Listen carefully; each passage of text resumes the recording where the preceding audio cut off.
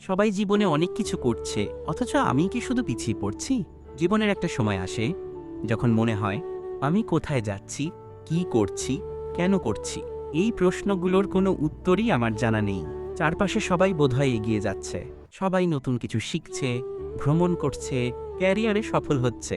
আর আমি যেন এক জায়গায় দাঁড়িয়ে আছি, না সামনে যেতে পারছি, না পেছনে ফিরতে পারছি। শুধু একটা অদৃশ্য ভার বুকের ভেতর জমে আছে। কিন্তু সত্যিটা হচ্ছে, জীবনে এমন চিন্তা আসা খুবই স্বাভাবিক।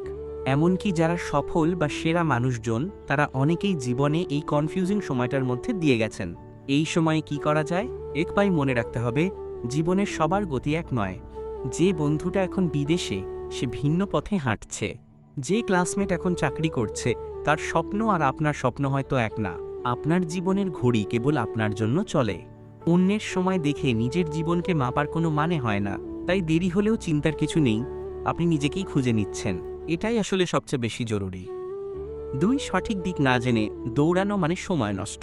তাই ধীরে চলা মানেই কিন্তু জীবনে পিছিয়ে যাওয়া না।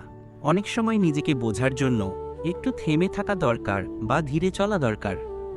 ঠিক নিজের পছন্দের কাজগুলোর একটা লিস্ট করে ফেলুন। একটু ভাবুন, কোন বিষয়গুলো শিখতে আপনি আসলেই আগ্রহী, কোন কাজ আপনি খেলার মতো করে আনন্দ নিয়ে ঘন্টার পর ঘন্টা করতে পারেন। এই প্রশ্নগুলোর উত্তরই আপনাকে দেখাবে কোন পথে হাঁটলে আপনার মন টিকে থাকবে।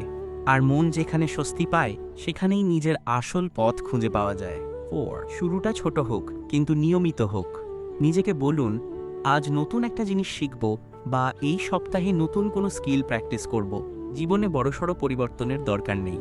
আপনার দরকার ছোট ছোট জেতা, যা আপনার জীবনে আত্মবিশ্বাস ফিরিয়ে আনবে, ভয় কমাবে এবং সামনের দিকে এগিয়ে যেতে সাহায্য করবে।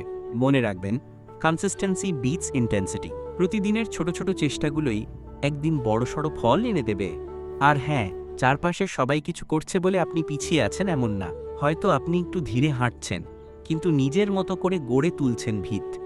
আর এই প্রস্তুতিটাই একসময় আপনাকে এগিয়ে নিয়ে যাবে ঠিক আপনার মতো করেই।